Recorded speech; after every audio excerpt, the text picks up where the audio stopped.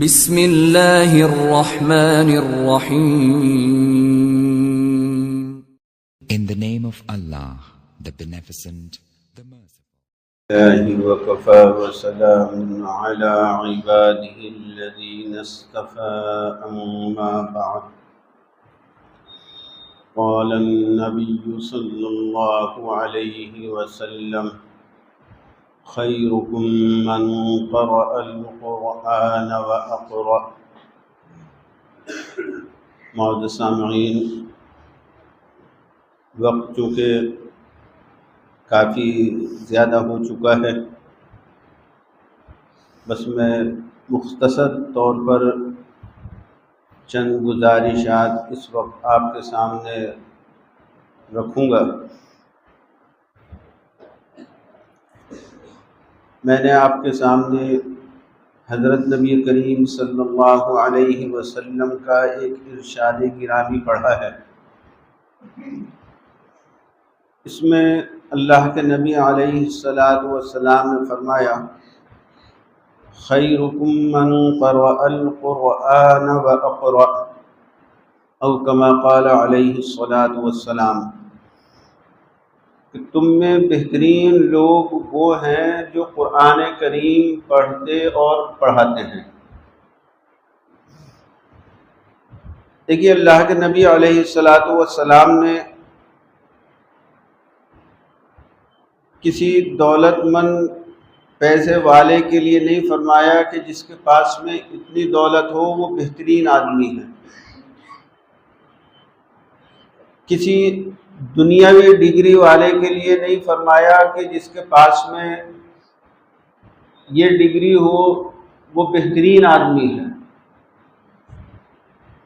اور نہ اللہ کے نبی نے کسی حکومت کے عہدے والے کے لیے فرمایا کہ جس کے پاس میں حکومت کا یہ عہدہ ہو وہ بہترین آدمی ہے، بلکہ بہترین کس کو فرمایا اللہ کے نبی نے؟ بہترین وہ ہے جو قرآن کریم پڑھے اور پڑھائے۔ لیکن میرے عزیز و دوستو،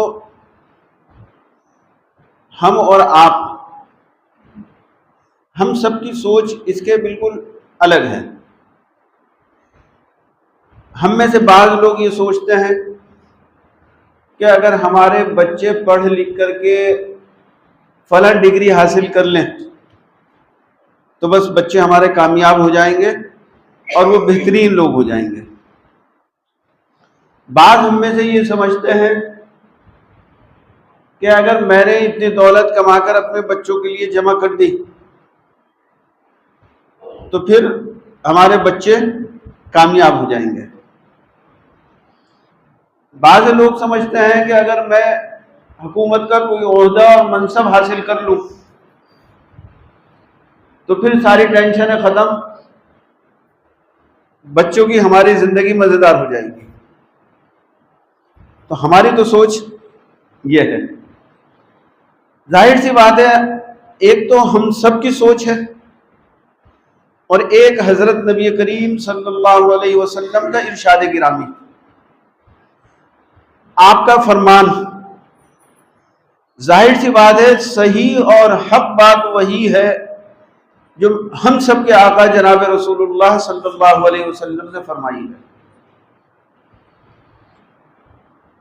البتہ ہم لوگ اتنا تو کر سکتے ہیں کہ بھئی دیکھو، بہترین تو لوگ وہی ہیں، زندگی کامیاب تو انہی کی ہے جو قرآن کریم پڑھنے اور پڑھانے والے ہیں۔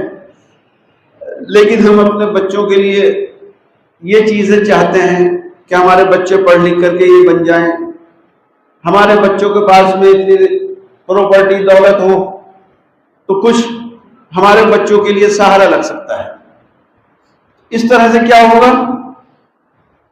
ہماری سوچ بھی درست ہو جائے گی اور جو حضرت نبی کریم صلی اللہ علیہ وسلم نے فرمایا ہے وہ 100% صحیح رہے گا۔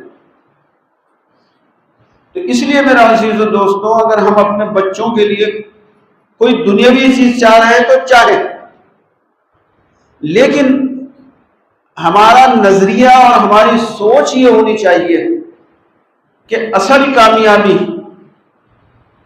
اصل فلاح بہبودی تو انہی کو حاصل ہے جو قرآن کریم پڑھتے اور پڑھاتے ہیں، اور پڑھنے پڑھانے والوں کی دل کے اندر ہمارے عظمت ہونی چاہیے، ان کا اکرام ہونا چاہیے، ان کی محبت ہونا چاہیے،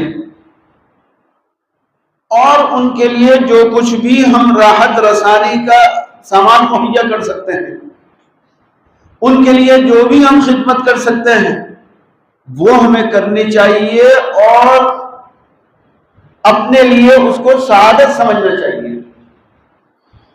لیکن ہوتا کیا ہے، ہم لوگوں نے حفاظ کرام کا، ائمہ کرام کا حق بس یہ سمجھا ہے کہ آج جب ختم ہوگا ان کو کچھ ختم کے بعد میں پیش کر دیا جائے،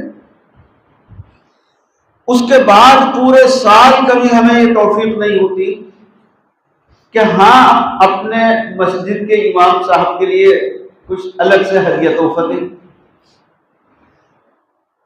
وہ حافظ صاحب، وہ قاری صاحب، وہ مولانا صاحب جو ہمارے بچوں کو قرآن کریم سکھاتے ہیں، ہمارے بچوں کی تربیت کرتے ہیں، ہمارے بچوں کے اخلاق درست کرتے ہیں، ہمارے بچوں کو جینا سکھاتے ہیں، ہمارے بچوں کو دنیا اور آخرت میں فرق سکھاتے ہیں کہ لاؤ ہم وقتاً فوقتاً ان کی خدمت کیا کریں۔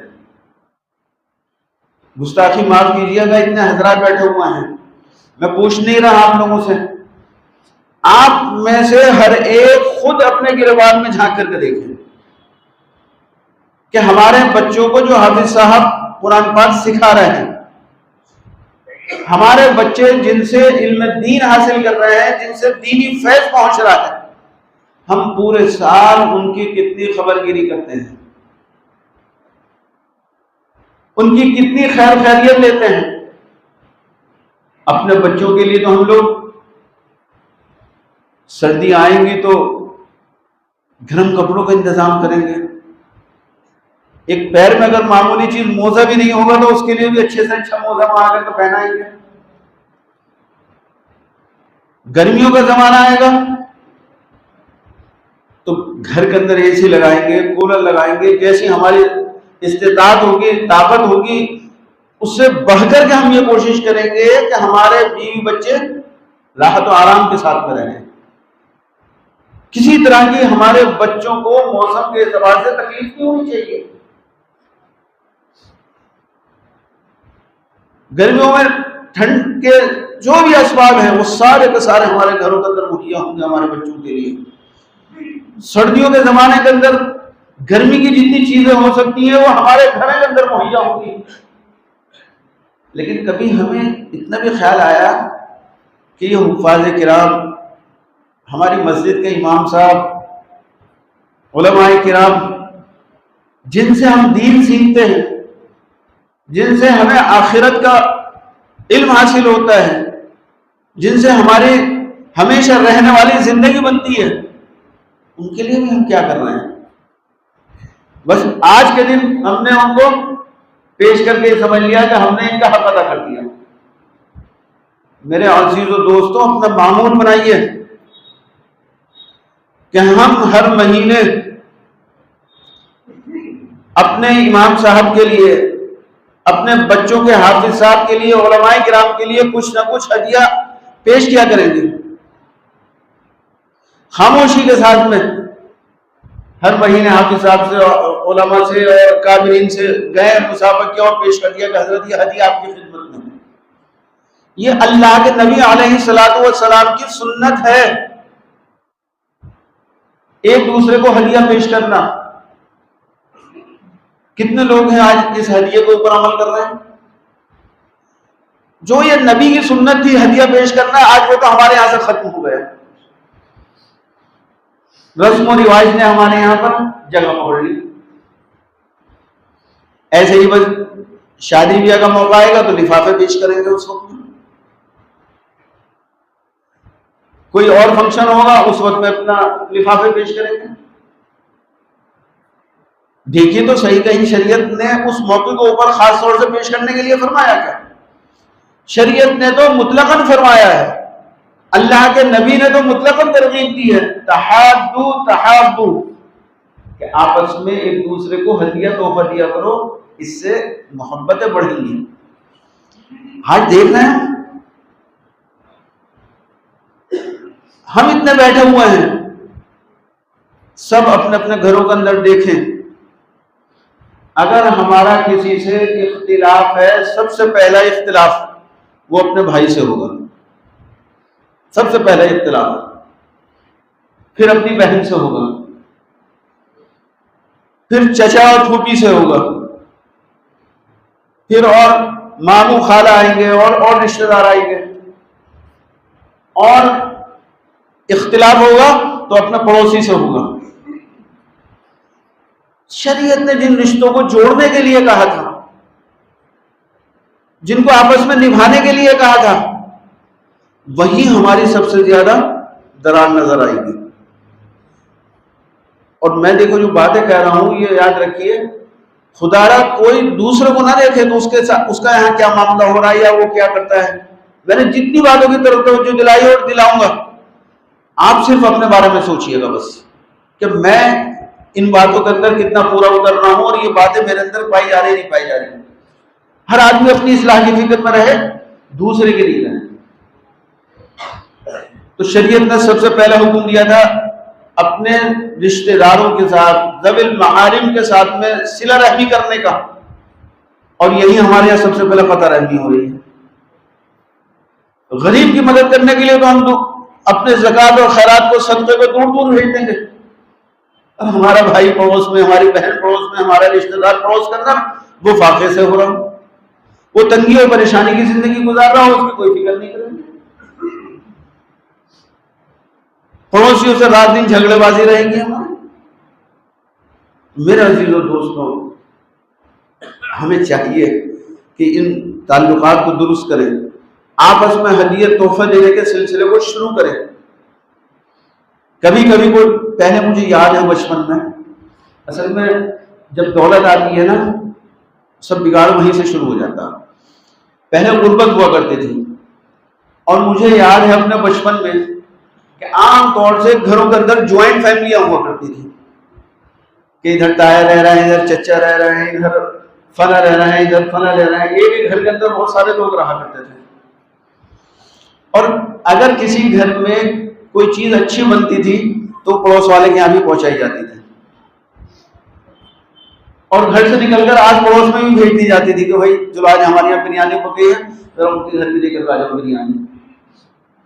یہ بریانی کبھی کبھی بنا کرتی تھی، قورمے کبھی کبھی بنا کرتے تھے، عمدہ چیزیں کبھی کبھی بنا کرتی تھی، تو آج پڑوس والوں کو بھی یاد رکھا جاتا تھا۔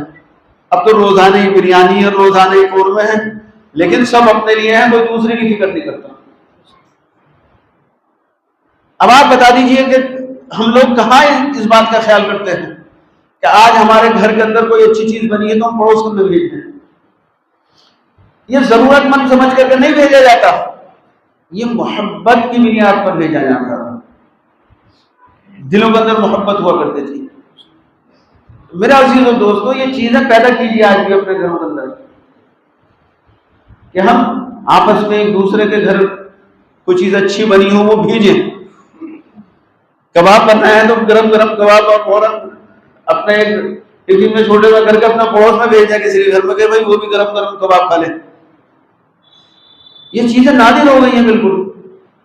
ایسے ہی ہدیہ تحفہ، ارے خوشی کے اندر کبھی دے دیا کرو آپس میں ایک دوسرے کو لفافے میں رکھ کر کے کہ بھائی دل چاہ رہا تھا بھائی یہ ہماری طرف سے آپ کے لیے ہدیہ ہے، سنت ہے۔ یہ چیزیں شروع ہونی چاہیے ہمارے معاشرے کے اندر، یہ شادی بیاہوں کے ساتھ میں خاص نہیں ہونی چاہیے۔ تو ایک یہ ہے کہ آپس میں ہدیہ تحفے دینے کا سلسلہ شروع کریں، ہم لوگ آپس میں بھی کریں اور اپنے حفاظ اور علماء کے ساتھ میں بھی کریں۔ اچھا، ایک حدیث پاک بہت مشہور ہے، اللہ کے نبی علیہ السلام نے فرمایا حافظ قرآن 10 لوگوں کی سفارش کرے گا۔ کل میدان محشر میں حافظ صاحب کے کوٹے سے 10 لوگوں کو جنت میں بھیجا جائے گا۔ میں نے بچپن میں یہ سمجھنا تھا کہ حافظ صاحب 7 لوگوں کی سفارش کریں گے، اور اس میں بھی یہ سمجھتے تھے، یہ کہا جاتا تھا ایک ماں باپ کی، ایک دادا دادی کی، ایک نانا نانی کی، اور ایک اپنی، کتنا ہو گئے؟ 7 ہو گئے۔ تو ہم لوگوں نے اپنی طرف سے اس کو گھیر دیا تھا 7 لوگوں میں، کہ 7 لوگوں کی سفارش کرے گا۔ ایسا نہیں ہے، یہ غلط ہے۔ 10 لوگوں کی سفارش کرے گا، اور کہیں نہیں ہے کہ کون سے والے 10 لوگوں کی کرے گا۔ ہاں اتنا ملتا ہے، ایسے اپنے 10 لوگوں کی سفارش کرے گا کہ جن کے لیے جہنم کا فیصلہ ہو چکا ہوگا، انہیں جہنم کا سرٹیفکیٹ دے دیا گیا ہوگا، ہو گیا ہوگا، فرشتوں کو حکم لیا کر کے نا جہنم کے گڑھے میں ڈال دو۔ اب حافظ صاحب جب کھڑے ہوں گے تو اللہ تعالیٰ سے کہیں گے کہ اللہ تعالیٰ فلاں مجھ سے دنیا کے اندر محبت کرتا تھا، مجھے ان سے محبت ہے، آپ میری سفارش ان کے حق میں قبول کر لیجیے۔ آپ کے نبی نے فرمایا کہ حافظ قرآن سفارش کرے گا، اس کی سفارش قبول کی جائے گی، تو میں سفارش کرتا ہوں فلاں کے لیے، آپ اس کو معاف فرما دیجیے اور جنت میں داخل کر دیجیے۔ تو بلا لیا جائے گا کہ نکالو جہنم سے اور پہنچا دو حافظ صاحب کے کوٹے سے جنت میں۔ اب بتاؤ یہ کون کون نہیں چاہتا؟ بھائی چاہتے ہیں سب کہ حافظ صاحب ہماری سفارش کرے، اور یہ حافظ صاحب کس کی سفارش کریں گے؟ انہی کی سفارش کریں گے جنہوں نے حافظ صاحب کا دنیا میں خیال رکھا ہوگا، حافظ صاحب کے دکھ میں، حافظ صاحب کے درد میں، حافظ صاحب کی تکلیفوں میں ساتھ دیا ہوگا۔ اگر دیکھا حافظ صاحب کسی موقع کے اوپر کسی چیز میں پریشان ہیں تو فوراً آپ کھڑے ہوئے ہوں گے، کہا ہوگا حافظ صاحب بتائیے کیا پریشانی ہے، میرے لائق کیا خدمت ہے، اور آپ نے ان کی پریشانی دور کی ہوگی، تو آج حافظ صاحب بھی میدان محشر میں آپ کی سفارش کر کے آپ کی بگڑی بنا دیں گے۔ تو اگر یہ چاہتے ہیں کہ حافظ صاحب ہمارے ساتھ میں ہمدردی کا معاملہ کرے، محبت کا معاملہ کرے، تو آج موقع ہے کہ ان کی خدمت کریے۔ جب ان کی خدمت کریں گے تو یہ بھی آپ کو یاد رکھیں گے، یا یہ تو حافظ ہیں، نیک صالح ہیں۔ دنیا میں تو اگر جانور کے ساتھ بھی خیر خواہی کی جاتی ہے تو وہ بھی احسان نہیں بھولتا کسی کا۔ اب تو کورس بدلے گئے کتابوں کے۔ ہم نے بچپن میں کتاب پڑھی تھی ہندی کی، پرائمری کی میں جو پڑھائی جاتی تھی، اس میں ایک شیر کا واقعہ لکھا ہوا تھا۔ ایک غلام بھاگ گیا تھا اور جنگل میں وہ جا رہا تھا، تو ایک شیر زخمی حالت کے اندر بیٹھا ہوا تھا بیچارہ، اور بہت کرا رہا تھا اور پیر اپنا اوپر کیے ہوئے تھا۔ تو غلام شروع میں تو دیکھ کر کے ڈرا، لیکن پھر وہ سمجھ گیا کہ اس کو کوئی شاید تکلیف ہے، شیر کو یہ پریشان ہے۔ تو غلام کہ بھائی تو مجھے تو مرنا ہی ہے، ویسے بھی زندگی میری ہے، لاؤ اس بیچارے کے شیر کے پاس جا کر اس کی خیر خواہی کرتے ہیں، ہمدردی کرتے ہیں، دیکھ لیں گے کیا پریشانی ہے۔ تو جو گیا تو پنجہ جو اٹھا رکھا تھا، دیکھا ایک کانٹا لمبا سا اس کے اندر چبھا ہوا ہے۔ تو یہ آگے بڑھا اور اس نے ہمت کر کے پنجہ پکڑا اور کانٹے کو پکڑ کر کے کھینچ دی، اور کھینچنے جو اس کے اندر پس پڑ گئی تھی وہ ساری کی ساری پس باہر نکل گئی۔ یاد ہے یہ واقعہ؟ اور پھر اس کے بعد میں شیر اپنے لنگڑاتا ہوا جنگل کی طرف چلا گیا۔ کیا نام تھا اس آدمی کا؟ جی اینڈرو گرین۔ دیکھیے ماسٹر صاحب ہیں، ماسٹر صاحب پڑھاتے ہیں نا، یاد ہے۔ وہ جنگل کی طرف چلا گیا شیر، یہ بھی اپنا چلا گیا، لیکن بکرے کی ماں کب تک خیر مناتی ہے؟ بھاگا ہوا غلام تھا، پکڑ لیا گیا، پکڑ کے بادشاہ کے دربار میں لایا گیا۔ اس وقت میں غلام اگر بھاگ جاتا تھا تو اس کو سزائے موت دی جاتی تھی اور عبرتناک سزا دی جاتی تھی۔ بادشاہ نے کہا کہ اس کو سزا دی جائے گی اور ایسی سزا دی جائے گی کہ سارا شہر دیکھے گا اور آئندہ کوئی غلام بھاگنے کی ہمت نہ کرے، اس لیے سب کے سامنے سزا دی جائے گی۔ دربار لگایا گیا اور پنجرا بڑا سا بنایا گیا، اور پھر بند کٹہرے میں سے ایک بھوکے شیر کو لایا گیا اور اس کو اس کے پنجرے کے اندر چھوڑ دیا گیا کہ یہ شیر اب بھوکا ہے کئی روز کا، اس کو اوپر لپکے گا اور لپکنے کے بعد میں اس کی بوٹی نوچ نوچ کر کے سب کے سامنے کھائے گا۔ تو غلام سب ڈر جائیں گے، کسی کی ہمت اب آئندہ بھاگنے کی نہیں ہوگی۔ شیر فوراً گھراتا ہوا غصے میں نکلا اور نکل کر کے جہاں اس کو دیکھا، دیکھ کر کے آ کر اس کے پیروں کو چاٹا اور جا کر کے خاموشی کے ساتھ ایک طرف بیٹھ گئے۔ سارے لوگ یہ منظر دیکھ کر کے صدمے میں آ گئے کہ یہ کیا معاملہ ہے۔ جب اس سے پوچھا اور تحقیق کی تو معلوم ہوا کہ ایسے ایسے واقعہ پیش آیا تھا، اور اس نے ایک شیر کے ساتھ میں ہمدردی کی تھی، خیرخواہی کی تھی اور اس کی تکلیف دور کی تھی۔ تو آج وہ جانور اپنے احسان کا بدلہ دے رہا ہے اس کو، یہ احسان فراموشی اس نے نہیں کی۔ تو دیکھیے آپ نے، اب بادشاہ کے دل میں بھی آیا اور اس نے بھی کہا کہ چلو ٹھیک ہے، شیر کو بھی جنگل میں چھوڑا جاتا ہے اور اس غلام کو بھی آزاد کیا جاتا ہے۔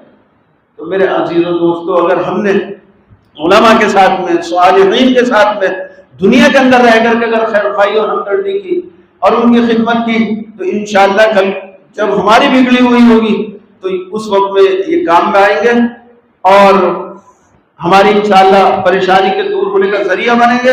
اس لیے جہاں تک ہو سکے ہم لوگوں کو وقت کے علماء کی، حفاظ کرام کی، ائمہ کرام کی جتنی ہو سکے خدمت کرنی چاہیے اور اس کو اپنے لیے سعادت سمجھنا چاہیے۔